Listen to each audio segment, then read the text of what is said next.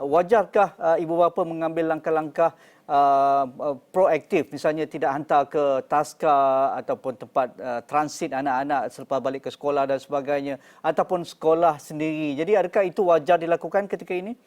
Ya, ia sangat wajar pada saya personally, sebab kanak-kanak, kalau especially kalau kita tahu kan dalam satu lokasi itu ada wabak, terjadinya wabak pertasis dan ada terdedahnya kepada pesakit-pesakit yang sudah confirm pertasis kan. Jadi mereka yang sudah terdedah, kanak-kanak yang sudah terdedah kepada pesakit yang confirm pertasis ini, especially mereka yang less than 7 years old, tak perlulah ke sekolah ataupun ke taska ataupun ke perhimpunan besar-besar. Dan kuarantin isolasi itu semua, dia tengok period. Maksudnya kalau dia tidak menerima any prophylaxis, kita kena kuarantin dalam masa 21 hari. Ataupun jika dia telah menerima prophylaxis daripada doktor dan 5 hari menerima antibiotik itu cukup untuk kita mengekang penularan pertasis dalam lokaliti tersebut.